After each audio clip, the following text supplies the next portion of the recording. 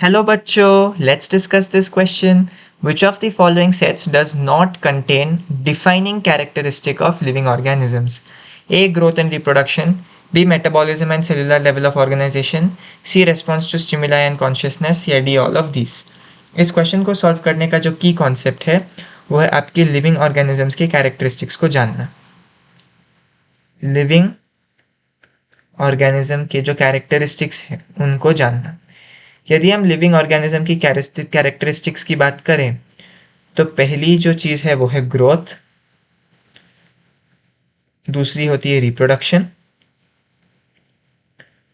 उसके बाद आता है आपका सेलुलर ऑर्गेनाइजेशन और फिर आता है आपका मेटाबॉलिज्म.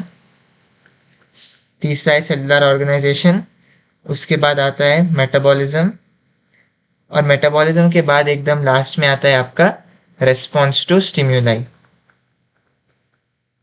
Response to stimuli. तो इनमें से जो है रेस्पॉन्स टू स्टिम्युलाई. हाँ, तो इनमें से जो है ग्रोथ एक कैरेक्टरिस्टिक तो है लेकिन डिफाइनिंग फीचर नहीं है. डिफाइनिंग फीचर नहीं है क्योंकि ऐसे कई नॉन लिविंग ऑर्गेनिजम्स भी है जो कि ग्रो कर सकते हैं. नॉन लिविंग ऑर्गेनिजम्स भी है जो कि ग्रो कर सकते हैं लेकिन बाहरी ग्रोथ दिखाते हैं, लेकिन ग्रोथ ज़रूर दिखाते हैं. फॉर एग्जाम्पल यदि हम सैंड ड्यून्स की बात करें तो सैंड ड्यून्स क्या होती है? सैंड के छोटे छोटे एकदम हिल के जैसे होते हैं, डेजर्ट्स में आपको दिखती है. तो इसमें जब हवा के कारण सैंड डिपोजिशन होने लगता है तो ये जो सैंड ड्यून है वो और ऊंचा होने लगता है. तो ऐसा लग रहा है कि सैंड ड्यून ग्रो कर रहा है. तो सैंड ड्यून तो नॉन लिविंग ऑर्गेनिज्म है तो वो फिर भी ग्रोथ दिखा रहा है. तो हम कैसे मान ले कि ग्रोथ एक डिफाइनिंग फीचर है जो कि सिर्फ लिविंग ऑर्गेनिज्म में दिखता है. तो इसीलिए हम कहते हैं कि जो ग्रोथ है वो एक डिफाइनिंग फीचर नहीं है. सिमिलरली रिप्रोडक्शन भी एक डिफाइनिंग फीचर नहीं है क्योंकि कोई भी कोई भी नॉन लिविंग ऑर्गेनिज्म तो ग्रो रिप्रोड्यूस नहीं कर सकता, लेकिन ऐसे कई लिविंग ऑर्गेनिजम्स ही है जो कि रिप्रोड्यूस नहीं कर सकते. Not all living organisms can reproduce.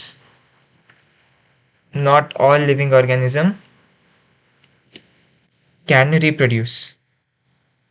मतलब सारे के सारे लिविंग ऑर्गेनिजम्स रिप्रोड्यूस नहीं कर पाते हैं. जैसे कि हम म्यूल्स को मान ले या फिर स्टेराइल बीज को मान ले, स्टेराइल ह्यूमंस को मान ले और वर्कर बीज को मान ले, तो ये सारे आपके रिप्रोड्यूस नहीं कर सकते हैं.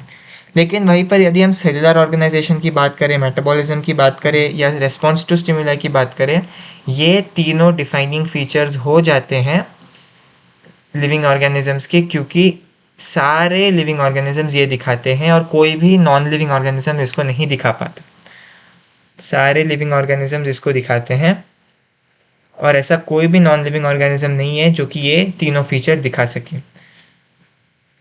All living organism show, no non living organism can show. मतलब एक कोई भी ऐसा नॉन लिविंग ऑर्गेनिज्म नहीं है जो कि मेटाबॉलिज्म दिखा सके, सेलुलर ऑर्गेनाइजेशन दिखा सके या रेस्पॉन्स टू स्टिमुलाई दिखा सके. तो हमने क्या देखा? ग्रोथ एक डिफाइनिंग फीचर नहीं है क्योंकि ऐसे नॉन लिविंग ऑर्गेनिजम्स है जो कि ग्रो कर सकते हैं. रिप्रोडक्शन एक डिफाइनिंग फीचर नहीं है क्योंकि रिप्रोडक्शन कुछ लिविंग ऑर्गेनिजम्स ही शो नहीं कर पाते. लेकिन जो सेलुलर ऑर्गेनाइजेशन है, जो मेटाबॉलिज्म है और जो रेस्पॉन्स टू स्टिम्युलाई है, ये तीनों फीचर डिफाइनिंग फीचर हो जाते हैं क्योंकि सारे के सारे लिविंग ऑर्गेनिजम्स इसको शो कर सकती हैं और ऐसा एक भी नॉन लिविंग ऑर्गेनिज्म नहीं है जो कि इन तीनों को शो कर सके. तो हमें क्वेश्चन में पूछा गया है कि इनमें से कौन सा सेट है जो कि defining characteristic of living organism को कंटेन नहीं करता. ए ग्रोथ एंड रिप्रोडक्शन बिल्कुल सही. ग्रोथ एंड रिप्रोडक्शन एक डिफाइनिंग कैरेक्टरिस्टिक नहीं है. B metabolism and cellular level of organisation गलत, ये डिफाइनिंग फीचर है. C response to stimuli and consciousness ये भी गलत, ये भी एक डिफाइनिंग फीचर है. डी ऑल ऑफ दीज भी गलत है. So the correct option to this question is option A, growth and reproduction. Hope you've understood it well. All the best.